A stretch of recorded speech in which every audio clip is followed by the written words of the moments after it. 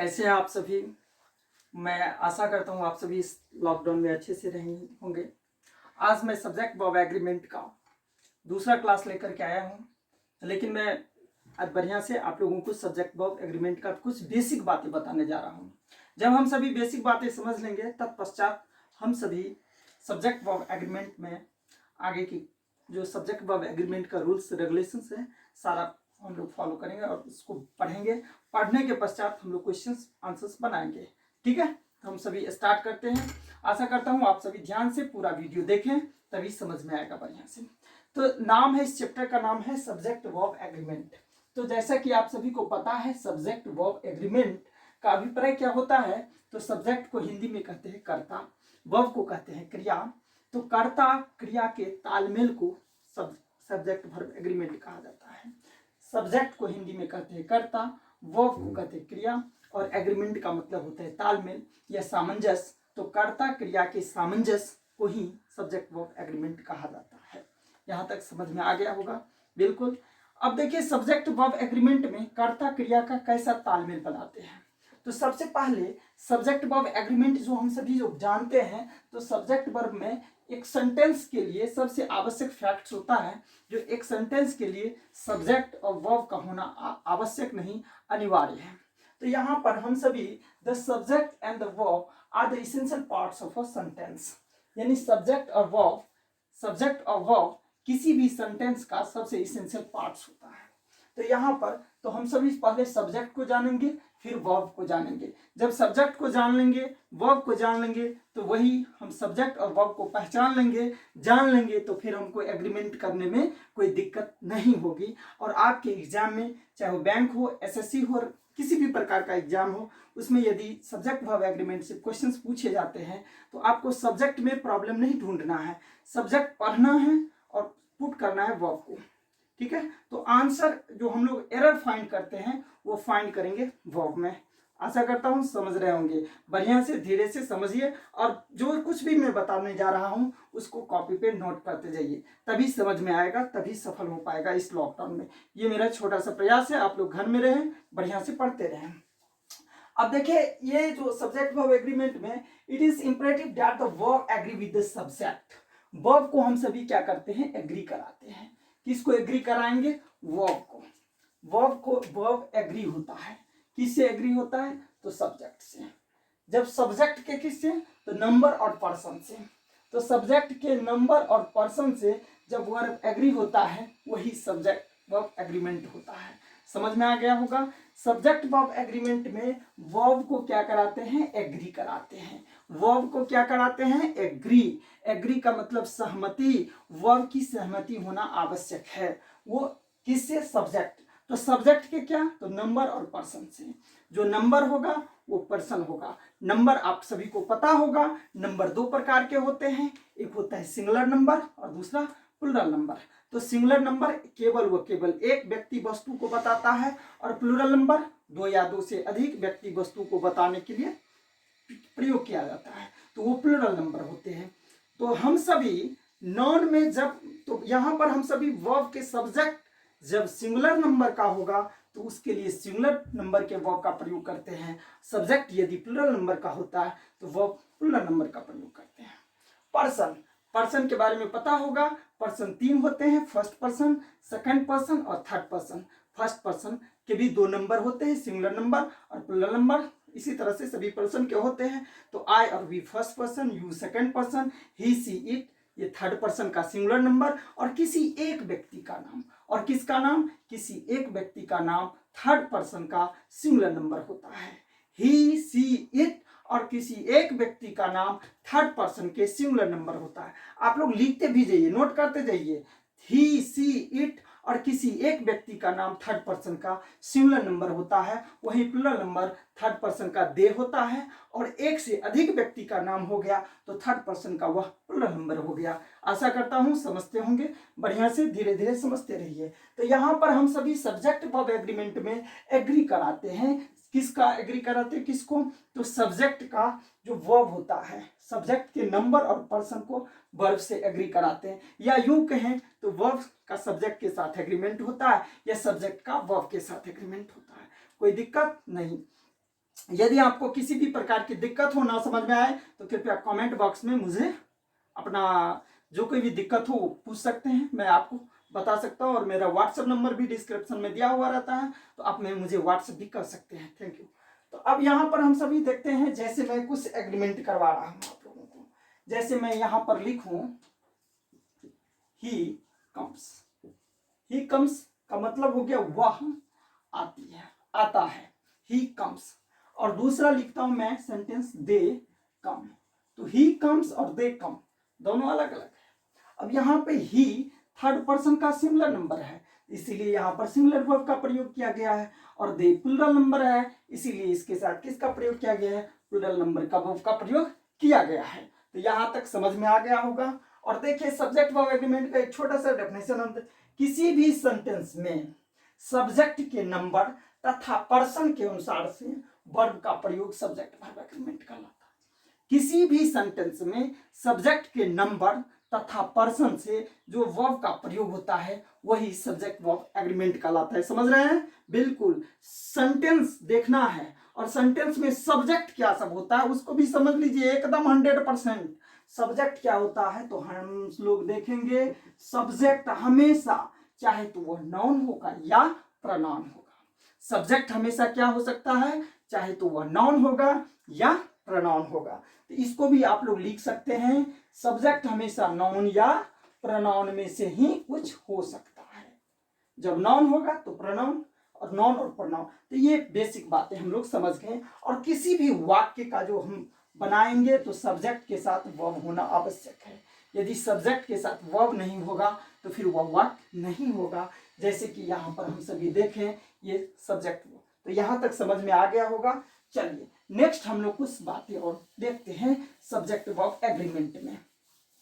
अब हम सभी देखेंगे वर्ब के बारे में कुछ समझते हैं, वर्ब क्या होता है। देखिए बहुत ही इंटरेस्टिंग टॉपिक है। सब्जेक्ट वर्ब एग्रीमेंट सबसे आसान है और सबसे हार्ड भी है। यदि नहीं समझ में आया तो बहुत ही हार्ड है, बहुत मुश्किल है, बहुत कठिन है। लेकिन समझ में आ गया तो चुटकी का खेल है। और मुझे विश्वास है आप लोगों को ध्यान से पढ़ेंगे, रेगुलर पढ़ते रहेंगे तो निश्चित तौर पर पूरा सब्जेक्ट वर्ब एग्रीमेंट समझ में आ जाएगा।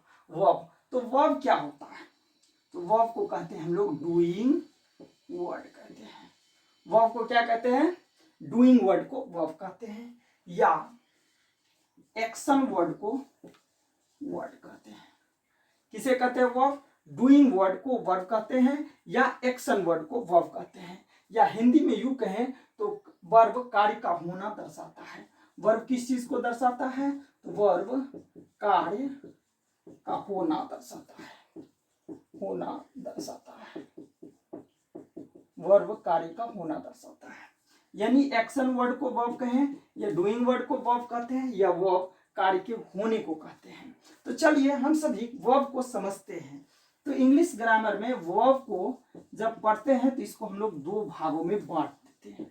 वर्ब को कितने भागों में बांटते हैं, दो भाग में बांटते हैं।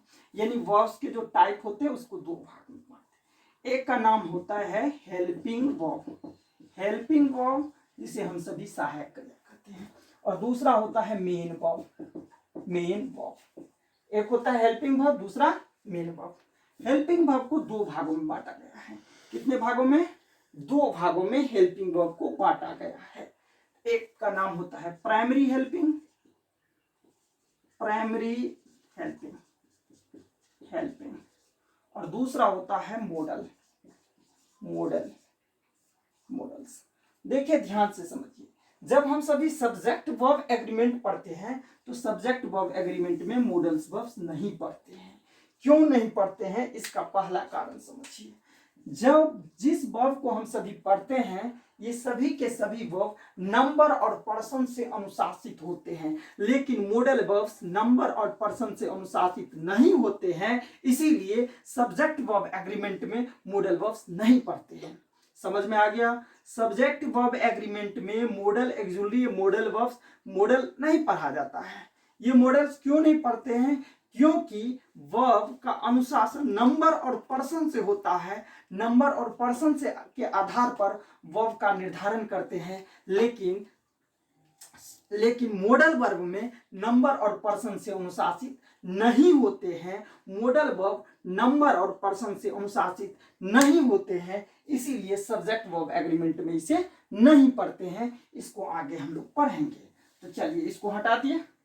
चलिए बच गया प्राइमरी हेल्पिंग वर्ब। अब देखिए हम सभी प्राइमरी हेल्पिंग वर्ब और मेन वर्ब के ऊपर थोड़ा सा प्रकाश डालते हैं। तो प्राइमरी हेल्पिंग वर्ब यहां तक आप सभी लिखते जाना है, कंटिन्यूसली लिखते रहिए। आप लोग छाप लीजिए पोज करके। करेक्ट। अब हम लोग देखते हैं, चलिए तो यहां पर हम सभी ने देखा कि वर्ब के बारे में। तो अब हम सभी देखेंगे यहां पर primary helping verb, primary auxiliary या प्राइमरी हेल्पिंग वर्ब। इसके अंतर्गत 3 कैटेगरी में बांटा गया इसको, वर्ब बी, वर्ब डू और वर्ब हैव। वर्ब बी के अंतर्गत इज, एम, आर आता है, वॉज, वर और बीन का प्रयोग करते हैं। लेकिन वर्ब डू में डू, डज, डिड का प्रयोग होता है। अभी इसको भी हटा दीजिए, डिड। और वर्ब हैव में हैव, हैज और हैड का प्रयोग होता है। प्राइमरी एक्सुलरी में वर्ब बी के अंतर्गत is, am, are, was, were होता है। वर्ब बी के अंतर्गत is, am, are, was, were होता है। वर्ब डू के अंतर्गत डू, डज, डिड और वर्ब हैव में हैव, हैज, हैड होता है। लेकिन सब्जेक्ट वर्ब एग्रीमेंट में जब हम सभी पढ़ते हैं तो ये डिड और हैड ये भी सब्जेक्ट वर्ब एग्रीमेंट में नंबर और पर्सन से अनुशासित नहीं होता है। डिड और हैड नंबर और पर्सन से अनुशासित नहीं होता है, इसीलिए सब्जेक्ट वर्ब एग्रीमेंट में इस पर हम सभी व्याख्या नहीं करेंगे। बचा इधर का तो हम सभी जानते हैं प्राइमरी। आप लोग लिखते रहना है, छापते रहना है। हम सभी देखते हैं the number of helping verb is limited. The number of helping verb is limited. जहां helping verb की संख्या लिमिटेड है तो वहीं पे the number of main verb is unlimited. The number of main verb is unlimited. Main verb की संख्या क्या होती है? अनलिमिट होती है, जबकि हेल्पिंग वर्ब की संख्या क्या होती है? लिमिट होती है। दोस्तों ध्यान से समझिए, सिंगुलर हेल्पिंग वर्ब की संख्या कितनी होती है? Singular helping verb. देखिए सिंगुलर हेल्पिंग वर्ब के अंतर्गत आता है इज, एम, वाज और डज का प्रयोग करते हैं। Does, has. ये total number of singular helping verb is 5। Is, am, was, does, has ये सिंगुलर हेल्पिंग वर्ब है। वहीं पे प्लूरल हेल्पिंग वर्ब की संख्या कितनी है? तो plural helping verb is equal to, या देखेंगे आर, वर, डू, हैव का प्रयोग करते हैं, जिसकी टोटल नंबर ऑफ संख्या कितनी है? 4 है। यहां तक समझ में आ गया? बिल्कुल समझ में आता होगा, आशा करता हूं आप सभी बिल्कुल बढ़िया से समझते होंगे।